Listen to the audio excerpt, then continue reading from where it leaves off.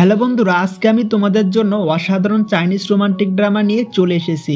ড্রামাটি রোমান্টিকের সাথে কমেডি দিয়ে ভরপুর। সো যারা এই ধরনের ড্রামা পছন্দ করো, আজকে এই ড্রামাটি শুধু তাদের জন্য। এখন চলো গল্পের ভিতর ঢুকে পড়ি।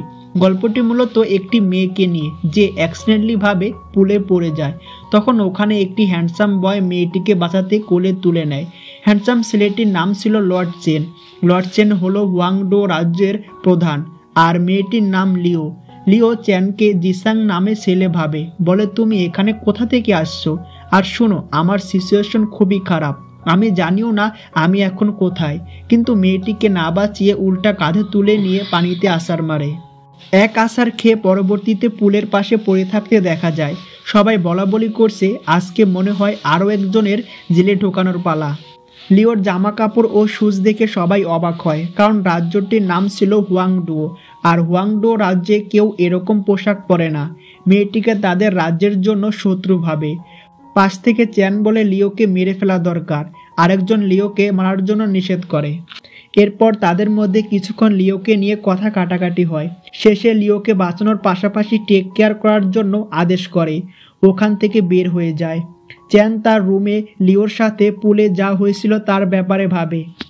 তার টেক কেয়ার করার জন্য যে দুইজন লোক ছিল তাদের কোশ্চেন করে, মেয়েটি আমাকে স্টুপিড বলল, তোমরাও কি বিলিভ করো আমি স্টুপিড? তখন তার দুই চেলা বলে হুয়াংডো রাজ্যে সবাই জানে লর্ড চেন কতটা হ্যান্ডসাম অ্যান্ড পপুলার। অন্যদিকে লিও যখন ঘুমিয়েছিল তার রুমে একজন দাসী আসে। তাকে দেখে জোরে এক চিল্লানি দিয়ে ওঠে, বলে কে তুমি? তার উত্তরে বলে আমি তোমার মেড সার্ভেন্ট, আজ থেকে যোগ দিয়েছি। লিও বলে তুমি এখন আমার আবার কি সার্ভ করবে, আর এটা কোথায়? উত্তরে বলে এটা হলো হুয়াংডো রাজ্য আর লর্ড চেন এর রাজবাড়ি। গতকাল তোমাকে এখানে আনা হয়েছে। লিও ভেবে বলে ও আচ্ছা, বুঝতে পারছি, তোমরা লুকিয়ে কোনো ড্রামার জন্য রেকর্ডিং করছো। এটা একটা রিয়েলিটি শো, ঠিক বলছি তো?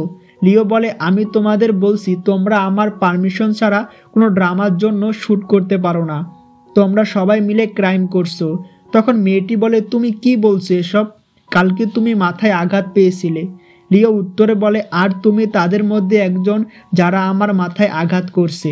রুম থেকে বাইরে যাওয়ার চেষ্টা করলে বাইরে যেতে দেয় না, বলে তুমি যেতে পারবে না, আর আমাকে কঠিন কোনো কিছু করতে বাধ্য করো না। লিও বলে ওকে ঠিক আছে। মনে মনে ভাবে এভাবে আমার বাইরে যাওয়া ঠিক হবে না, তাই ব্যাগটি দিতে বলে। ব্যাগ থেকে কসমেটিক বের করে, যেখানে অদ্ভুত একটা জিনিসের মাধ্যমে ইলেকট্রিক শক দিয়ে ভয় দেখিয়ে বাইরে চলে আসে। লিওকে সবাই ধরার জন্য তার পেছনে ছুটে যায়। ফুলের টব নিয়ে আটকানোর চেষ্টা করে, হাতে লেগে একটা ফুলের টব ওখানে আরেকজন লোকের মাথার ওপর পড়ে, মাথা ফেটে রক্ত বের হয়। লিও তার জন্য সরি বলে। লোকটি বলে তুমি একটা সাধারণ মেয়ে, তুমি আমাকে আবার আঘাত করো। লোকটির সুপার পাওয়ার আছে, বাট লিওর ওপর পাওয়ার কাজ করে না। এরপর ফুলের টপের বাড়ি খেয়ে বেচারা একেবারে নাস্তানাবুদ হয়ে যায়। পরবর্তীতে রুম থেকে কয়েকজন বেরিয়ে আসে। আসল ঘটনা শুনে তারাও মজা নেয়। নিচে পড়ে থাকা লোকটির নাম মাস্টার ফ্যাং। ঘোড়ার চুলের মতো লোকটির নাম সু জুনসিয়ান, তার পাশের জন উচেন। মাস্টার ফ্যাং এর চেলা বলে জাস্ট প্র্যাকটিস হিসেবে মারার কথা ছিল। তার উত্তরে লিও বলে মাস্টার ফ্যাং নিজে বলেছে ফুলের টপ দিয়ে মাথায় মারতে, তুমি জেনেও মিথ্যা কেন বলছো? হ্যাঁ। উচেন লিওকে তার বাসায় নিয়ে আসে। লিওকে কনফেস করার জন্য বিভিন্নভাবে চেষ্টা করে। লিও সেটা বুঝে ফেলে। উচেনের বয়স 33 বছর জানা যায়। লিও তার জীবনের লক্ষ্য সম্পর্কে জানতে চায়, না বললে বলে বুঝতে পারছি, এটার উত্তর দেওয়া তোমার কষ্টকর। পরে চলে যেতে চাইলে হঠাৎ খাবার সামনে আনলে পেছন দিকে ঘুরে বসে পড়ে। আসলে লিও ছিল ভুক্কর টাইপের, খাবার দেখলে নিজেকে সামলাতে পারে না, খাবার খাওয়া শুরু করে দেয়। পরের দৃশ্যে উচেন বাহিরে জুনসিয়ানকে বলে আমি জানি তুমি ভাবছো আমি কেন এই মেয়েটিকে সেভ করেছি, তাই না? আসলে লিওর মাধ্যমে উচেন হুয়াংডো রাজ্যটিকে নিজের কবজায় নিতে চায়। অন্যদিকে লর্ড চেন একটি ছবি আর্ট করে ছবিটি মাস্টার ফ্যাংকে দেখিয়ে কোশ্চেন করে ছবিটি কেমন হয়েছে। আসলে এটা কেমন ছবি তাদের মুখের এক্সপ্রেশন দেখে বুঝতে পারছি, পুরাই জোকারের মতো। মাস্টার ফ্যাং আমাদের চ্যানের কাছে ক্ষমা চায় আজকে বাইরে যা কিছু হয়েছে তার জন্য। আমাদের ড্রামার রাজকুমার তাকে সব ভুলে যেতে বলে, নিজের খেয়াল রাখতে বলে। যাওয়ার আগে রাজকুমার তার ছবিটি মাস্টারকে গিফট হিসেবে দিয়ে দেয়। থ্যাংক ইউ বলে গিফট নিয়ে চলে যায়। লর্ড চেন চ্যালাদের বলে লিওকে নজর রাখতে। এদিকে মনের সুখে আমাদের রাজকুমারী লিও তার খাবার চালিয়ে যায়। ওই সময়ে কিছু খাবার মিসিং হয়ে যায়। টেবিলের নিচে পর্দা নড়তে দেখলে পর্দা উঠিয়ে একটা পিচ্চিকে দেখতে পায় যে মিসিং হওয়া খাবার খাইতেছিল। বাচ্চাটিকে ধরতে গেলে পালিয়ে যায়। বাচ্চাটিকে ধরার জন্য পিছে পিছে ছুটে যায়। বাচ্চাটি ছোট হওয়ায় ছোট গর্ত দিয়ে খুব সহজে বেরিয়ে যায়, কিন্তু লিও গর্তে আটকে যায়। মনে মনে বলে আমি হয়তো অনেক বেশি খাবার খেয়ে ফেলেছি। পিচ্চি মেয়েটিকে লিওর অবস্থা দেখে হাসতে থাকে। লিও মেয়েটিকে বকা দিয়ে বলে তোমার প্যারেন্টস কই? ওই সময় পিচ্চিটির দাদু এসে পিচ্চিটিকে নিয়ে চলে যায়। পরবর্তীতে একটি মেয়ে এসে পাশায় এক লাথি দিয়ে গর্ত থেকে বের করে। লিও রেগে বলে কে রে, আমাকে কিক মারলো? তোমার সাহস কি করে হয় আমাকে কিক মারার? কিন্তু লিওর কোনো কথা না শুনে ওইখান থেকে চলে যায়। পরের দৃশ্যে লিও রুমের বেলকুনিতে আসে। লিও নিচে একটা পুকুর দেখে মনের ভিতর একটা পরিকল্পনা করে ফেলে এখান থেকে পালিয়ে যাওয়ার জন্য। দুইটা মদন ছেলেকে হ্যান্ডসাম বলে ডাক দেয় আর নিজের রূপের কিছুটা ঝলক দেখিয়ে বলে আমার রুমে আমার সাথে মজা করতে চাও? এসব বলে ফ্ল্যাটিং করে তাদের সাহায্যের জন্য রাজি করায়। বেলকুনিতে মদন দুটিকে উড়না হাতে দিয়ে নিচে ধীরে ধীরে নামতে থাকে, এরপর পুকুরে ঝাঁপ দেয়। তৎক্ষণাৎ রুমে এসে দেখতে পায় লিও পুকুরে ঝাঁপ দিয়ে পালিয়ে যায়। পুকুরে সাঁতার কেটে অন্য আরেকটি জায়গায় চলে আসে। অন্যদিকে লিও পালিয়ে গেছে উচেনের কাছে খবর চলে আসে।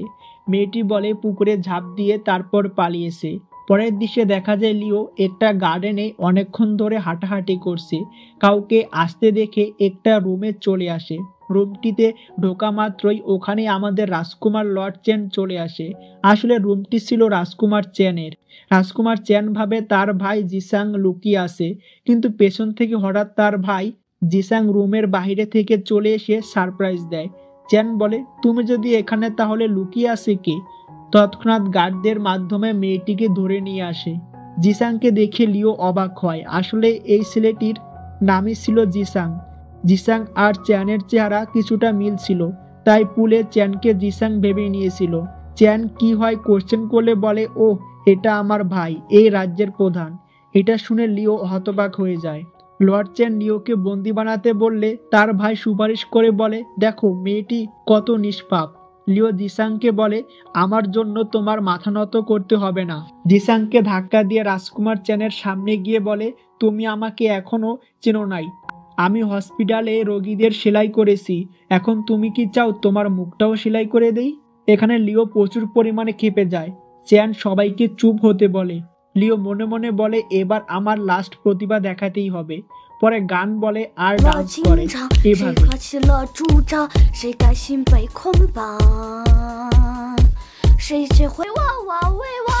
কিন্তু তার প্রতিভা দেখানোর পরও তাকে বন্দি করার জন্য চ্যাংদোলা করে নিয়ে যায়।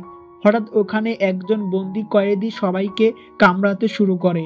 লিও তার লেজার দিয়ে সবাইকে অনেকক্ষণ যাবৎ ইলেকট্রিক শক দেয়। ইলেকট্রিক শক খেয়ে সবাই নিচে পড়ে যায়।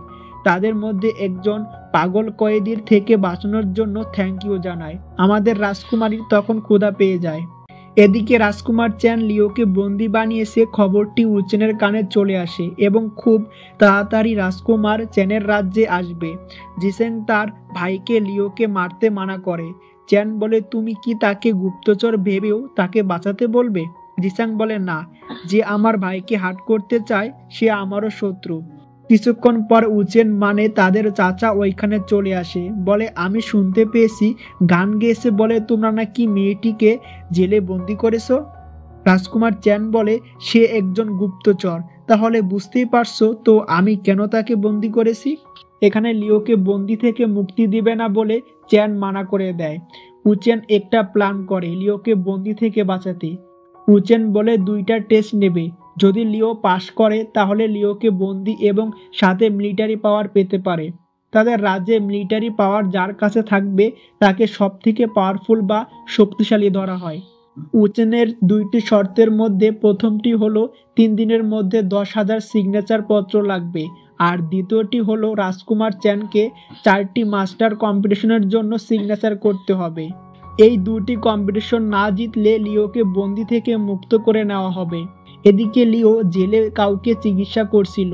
এখানে একটা মজার কথা শোনা যায়, লর্ড চেন এর ভাই আসবে, তাকে দেখেও না দেখার ভান করতে হবে। এরপর রাতে জিসাং আসলে তাকে দেখে সবাই না দেখার ভান করে। জিসাংকে প্রথমে চিনতে না পারলেও পরে মাস্ক খুললে চিনতে পারে। জিসাং লিওকে নিয়ে যাওয়ার সময় পা পড়লে জোরে চিল্লানি দেয়, পা সরালে আবার ঘুমিয়ে পড়ে। এদিকে গেটের বাইরে রাজকুমার চ্যান এর দুই চেলা উচেন এর টেস্ট নিয়ে কথা বলার এক পর্যায়ে কথা কাটাকাটি হয়। একজন রেগে গিয়ে নিজের পাওয়ার দিয়ে মোটুকে পাগলের মতো ডান্স করাতে থাকে। বেচারা মোটুর নাচতে নাচতে হয়তো পা ব্যথাই হয়ে যায়। যাই হোক, পরবর্তীতে বাইরে লিও জিসাংয়ের কাছ থেকে শুনতে পায় 10,000 পিটিশন প্রয়োজন 3 দিনের মধ্যে। লিও ভাবে যদি এটা জিসাংয়ের জন্য ইম্পর্টেন্ট হয় তাহলে যদি আমি হেল্প করি তো জিসাং আমাকে মৃত্যুদণ্ড থেকে বাঁচাতে পারবে। এই কথা ভেবে 10,000 সিগনেচার কালেকশন করতে তাকে সাহায্য করতে চায়।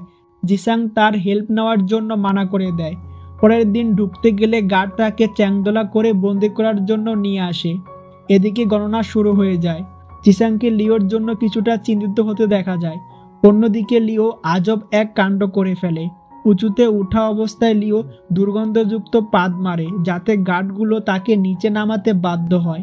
এরপর গার্ডদেরকে বোকা বানিয়ে ওইখান থেকে দ্রুত পালিয়ে যায়। ইতিমধ্যে উচেন ওখানে চলে আসে। এখন মাত্র 2টি কাউন্ট করা বাকি ছিল। জিসাং গণনা করার সময় গান গাওয়া শুরু করে দেয় যাতে গণনা ভুল হয়। পরে তার মুখ বন্ধ করতে বলে। এখানে 10,000 সিগনেচার কমপ্লিট হয়। ঠিক ওই সময় লিও এসে পা পিছলে পত্রগুলোর উপর পড়ে যায়। একটা পিটিশন আগুনে পুড়ে যায়। লিও তাড়াতাড়ি করে আরেকটি পত্র বা পিটিশন লিখে দেয়, কিন্তু পিটিশন শুধু হুয়াংডো রাজ্যের সদস্যদেরটাই কাউন্ট হবে। উচেন বলে আগে যেহেতু 10,000 কাউন্ট হয়েছে তো পরের টেস্ট এর জন্য প্রিপারেশন নাও, মানে এই টেস্ট আমাদের রাজকুমার জিতেছে। চ্যান তার ভাইকে পিটিশন জোগাতে সাহায্য করার জন্য থ্যাংক ইউ বলে। পরে জানতে পারে পিটিশন জোগাড় করতে লিও হেল্প করেছে। লিওকে ধন্যবাদ জানাতে আসলে দেখে আমাদের রাজকুমারী ঘুমিয়ে আসে। রাজকুমার মনে মনে বলে, তুমি কে আর তুমি কেনই বা আমাকে সাহায্য করলে? রাতে লিও ঘুমিয়ে থাকলে তার পা নিচে সরে গেলে উঠিয়ে দেয়, হাত উপরে তুলে দিয়ে ভালোভাবে কম্বল দিয়ে ঢেকে দেয়। ঘুমের ঘোরে লিও কিছু বলতে থাকে। চ্যান কান পেতে শোনার জন্য সামনে গেলে তখন আমাদের লিও চ্যানকে ঘুমের ঘোরে কিস করে দেয়। কিস করে মুচকে একটা হাসি দিয়ে গুড নাইট বলে ঘুমিয়ে পড়ে। লিওর এরকম কাণ্ড দেখে প্রচণ্ড অবাক হয়। সকালে চ্যান লিওর জাগার জন্য ওয়েট করতেছিল। একবার জাগলে আবার ঘুমিয়ে পড়ে। এরপর দুইজন কম্বল নিয়ে টানাটানি শুরু করে দেয়। এক পর্যায়ে মারামারিতে নেমে আসে। লিও পা দিয়ে চ্যান এর মুখে পা দেয় কম্বল তার হাত থেকে সরানোর জন্য। কম্বল টান দিলে লিওর ওপর চ্যান পড়ে যায়, আবার চ্যান কম্বল টান দিলে লিওর উপর চ্যান পড়ে যায়। পরে দুইজন দুইজনের দিকে তাকিয়ে থাকে। এরকম সময় জিসাং গান বলতে বলতে রুমে ঢোকার সময় এভাবেই তাদেরকে দেখতে পায়। জিসাংকে দেখে সাথে সাথে দুইজন দুই দিকে চলে যায়। চ্যান জিসাংকে বলে, আমি লিওকে হেল্প করার জন্য পুরস্কার দিতে চাই। তখন লিও বলে, আমার শুধু একটা ছোট উইশ রয়েছে। জিসাং আশ্বাস দেয় অবশ্যই তার ভাই এটা পূরণ করে দেবে। তখন লিও তার উইশটি বলে যে আমাদের রাজকুমার লর্ড চ্যানের সাথে সকালে স্নান করতে চায়। অদ্ভুত কথা শুনে সবাই অবাক হয়। পরের দিন সকালে লিও মেকআপ করে বের হয়। আজকে রাজকুমারের সাথে স্নান করবে বলে কথা। জিসাং তার ভাইকে বলে, লিও অলরেডি প্রিপারেশন নিয়ে নিয়েছে, তোমারও প্রিপারেশন নেওয়া দরকার। তাছাড়া আরও বলে লিও তাকে পছন্দ করে। এদিকে লিও গোলাপ ফুলের পাপড়ি দিয়ে পুকুরটি সাজিয়ে দেয়। অন্যদিকে জিসাং তার ভাইকে নার্ভাস থাকতে দেখলে এটা ভাবতে বলে সে শুধু লিওর উইশ পূরণ করছে। নিজেকে রিল্যাক্স থাকতে বলে। ওখান থেকে চলে যায়। অনেকক্ষণ পুশ আপ করে ভেবেচিন্তে স্নান করার জন্য বাইরে চলে আসে। পুকুরে লিও চ্যানকে গলা ধরলে চ্যান নিজেকে নার্ভাস ফিল করে। লিও চ্যানের সামনে চোখ বুজে থাকে। অনেকক্ষণ হয়ে গেলে জিদে পানি ছুঁড়ে মারে, তাও রোমান্টিক কোনো লক্ষণই তার মধ্যে দেখা যায় না। পরবর্তীতে তার হাত দেখে বলে, তুমি জিসাং নাও, তুমি কে হ্যাঁ? আর তোমরা দুইজন সেম দেখতে। আসলে লিও পছন্দ করতো চ্যান এর ছোট ভাইকে। এরপর সাইকো বলে ওইখান থেকে চলে যায়। লিও বলে, এত সাহস কি করে পেল আমাকে মিথ্যা বলতে? বাসায় চলে যাবে এটাও বলে। খাবার দেখে পেটুক নিজেকে সামলাইতে পারতেছিল না। দোকানদারকে কিউট ফেস দেখিয়ে ফ্লার্ট করে। দোকানদার লিওকে দেখেই চিনে ফেলে। এর আগেও ফ্লার্ট করে টাকা না দিয়ে দোকানের জিনিসপত্র খেয়েছিল। অনেকক্ষণ ফ্লার্ট করার পরও দোকানদারের থেকে এবার আর খাবার নিতে পারে না, তাই ওইখান থেকে চলে যায়। নিজের জন্য একটা জব খুঁজতে থাকে। কাপড়ে বিভিন্ন ফুল আকার ডিজাইনের কাজ নেয়, কিন্তু তার থেকে একটা ছোট 5 বছরের বাচ্চাও ভালো আর্ট করছিল। এরপর ওখান থেকেও চলে যায়। সারাদিন খোঁজার পরও কোনো কাজ না পেয়ে হতাশ হয়ে পড়ে। ওই সময় একজন মহিলা তাকে কাজ দিবে বলে তার বাসায় নিয়ে যায়। লিও প্রথম দেখে ভাবে মনে হয় অনেক বড় প্রতিভা, ভাবে হয়তো কোনো ইউনিক ইয়োগা, তাই নিজেও করার চেষ্টা করে। পরে বুঝতে পারে সে তো কিছু পারে না, তো তারা কাজে কেন নিবে, এটা ভেবে চলে যেতে চাইছিল। তখন গার্ডগুলো তাকে আটকিয়ে দেয়। পরবর্তীতে তাকে নতুন পোশাক পরানো হয়, মডেলদের মতো স্টাইল দেখায়। লিও ঠিক মডেলদের মতো শো আপ করে। এখানে লিও এক্সট্রা স্টাইল দেখায়। লিওকে চা আনতে বললে চা কাপড়ে ফেলে দেয়। মেয়েটি লিওকে একটু কলা করে চা খাওয়ালে চা তার মুখে ছুঁড়ে মারে। তখনই তাদের একজন কাস্টমার সব মেয়েদের সাথে বাজে ব্যবহার করছিল। লিওকে তার স্কিল দেখানোর কথা বলে। লিও তার স্কিল দেখানোর জন্য প্রস্তুত নেয়। প্রথমে অ্যালকোহল এর বোতলটি ভেঙে ফেলে, এরপর 2 গালে 2টা চড় মারে। ওই লোকটি কোলে করে রুমের ভেতর নিয়ে যায়। লিওর সাথে খুব বাজে কিছু করতে চাইছিল। ঠিক তখনই ইলেকট্রিক শক দিয়ে বাইরে আসে। অতিরিক্ত ক্ষুধার কারণে কুকুরের কেক খেয়ে নেয়। রাতে এখানেই ঘুমিয়ে পড়ে। সকালে দেখতে পায় একটা বুড়ি মহিলার থেকে তার জিনিসপত্র কেড়ে নিচ্ছে। লিও জিজ্ঞেস করলে বলে বৃদ্ধ মহিলাটি নাকি চোর, আর তার কাছে মাইন রয়েছে, মানে মদ। বৃদ্ধ মহিলাটিকে নিয়ে ওইখান থেকে চলে যাওয়ার সময় তার সব কিছু ফেলে দেয়।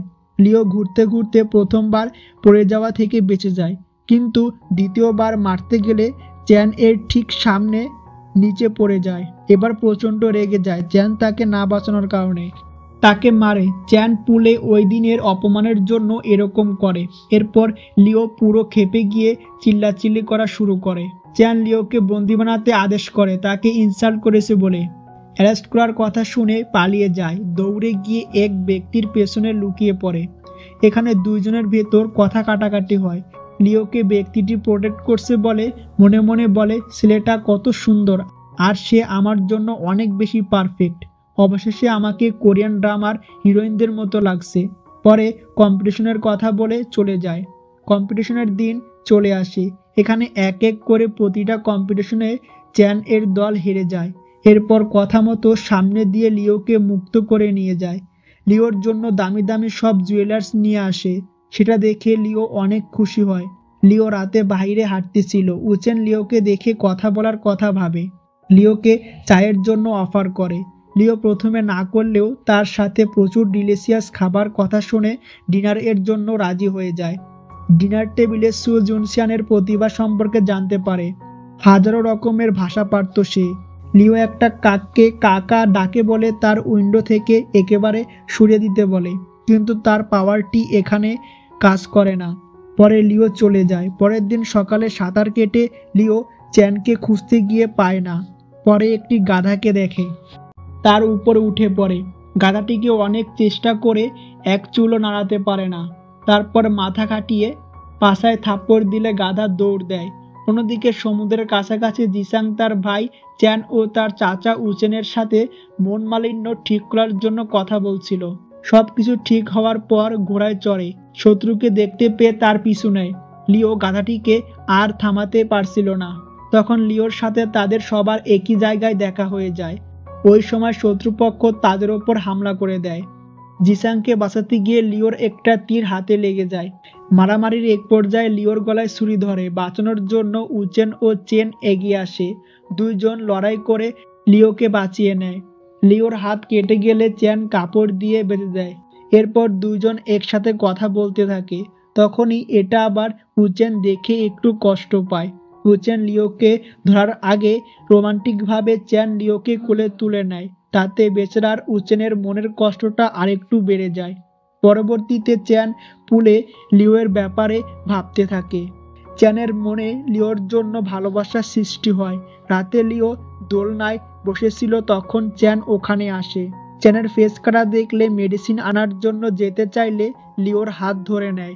লিও কাটা জায়গায় কিস করতে গেলে চ্যান তাকে কিস করে দেয়।